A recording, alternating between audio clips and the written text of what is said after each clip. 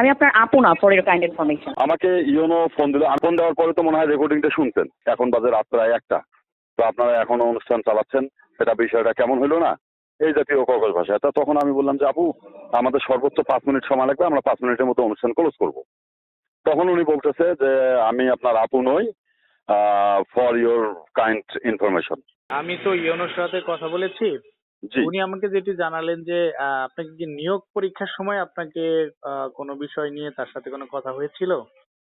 ও হ্যাঁ, একটা সুন্দর বিষয় আসছে। জি। আসলে একাধারে এই বিষয়টাও বলা উচিত আপনাদের। আমি ইওনো অফিসে গেছিলাম ওনার সাথে একটা বিষয় নিয়ে কথা বলার জন্য। তো আমি যখন ওনার ইয়েতে যাই তখন গেটম্যানকে বললাম যে ইয়ে আছে, আপু আছে। তো তখন বললো যে হ্যাঁ ভাই আছে। তো আমাদের এখানে একটা নিয়োগ পরীক্ষা হবে। তো আমি বললাম নিয়োগ পরীক্ষা কি শুরু হয়েছে? তখন না, এখনো শুরু হয় নাই, শুরু হবে। ওই ভেতরে 2জন ভাই ঢুকছে, ওনাদের কথা শেষ হলেই মনে হয় শুরু করবে। টানা তৃতীয়বার অর্জন করেছে দেশের সেরা সুপার ব্র্যান্ড স্বীকৃতি বসুন্ধরা টিস্যু। তো তখন আমি দরজায়, মানে এটা আমার দরজার বাইরের কথা। তো আমি চলে যাব, সে সময় দেখতেছি ইওনো মহোদয়ের গেটটা খোলা। তো আমি আবার ওই যে 2 ভাই ওখানে ভেতরে ঢুকছে, 2 ভাই আমার পরিচিত। তো চিন্তা করলাম যেহেতু ওনারা আছে তাহলে তো আর ইয়া হবে না। আমি তখন ভেতরে ঢুকলাম। তো ভেতরে ঢোকার পরে উনি আমাকে দেখে আমি একটা সালাম দিলাম। সালাম দেওয়ার সাথে সাথে উনি বলতেছে আমি তো রাজনৈতিক কোনো ব্যক্তিকে অ্যালাউ করতেছি না।